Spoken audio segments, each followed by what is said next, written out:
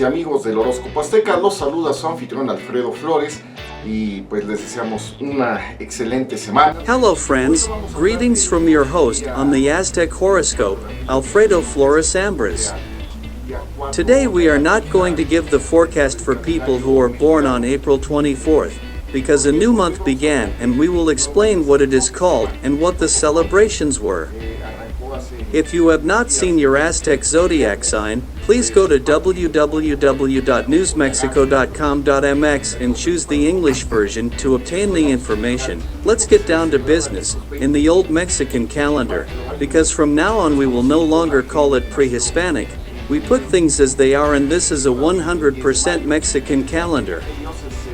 Well, this month is called Tozotontli, and it runs from April 21st to May 10th of the Gregorian calendar.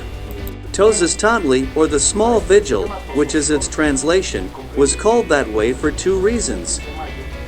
The first is because it was the time when small birds that they call Tozotontli migrated to the north, but today it is unknown to which animal they refer.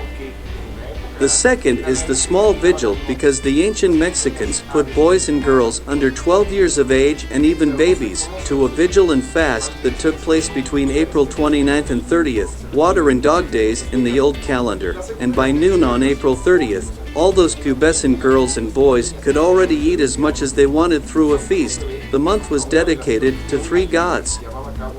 The day ATL or water is April 29th. To Calcayatlicu, goddess of water, sea, rivers, and lakes, and the second to Tlaloc, god of rain, was April 30th.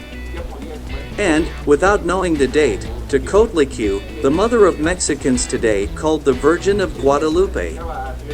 In the case of Tenochtitlan and Tlatelolco, today Mexico City, people went in a procession on May 1st to Mount Tlaloc or Tlacotepetl, which is located between the Popocatépetl and its Iztaccíhuatl volcanoes, to leave offerings to the aquatic gods and ask that the season of rains is abundant for planting.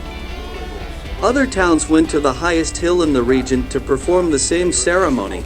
The offerings that the ancient Mexicans left and that people could do today were to burn ocote, paper, and a rubber ball, but since rubber is polluting today, it can be replaced by cinnamon, and bean tamales were also left. For the flower day, May 10th, people went out to dance in the streets wearing necklaces of freshly cut flowers to give thanks for the birth of the little shoots, since the ancient Mexicans were flower lovers.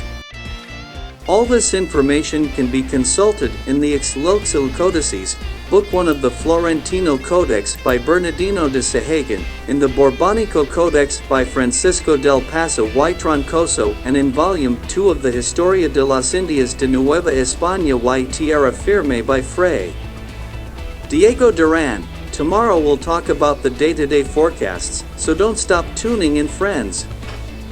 And, by the way, if you have not consulted which zodiac sign of the Mexican calendar, please visit the website www.newsmexico.com.mx and click on the calendar icon and simply look for the month and day of the Gregorian calendar so that you have the Aztec date. I am your host Alfredo Flores Ambras. Be happy.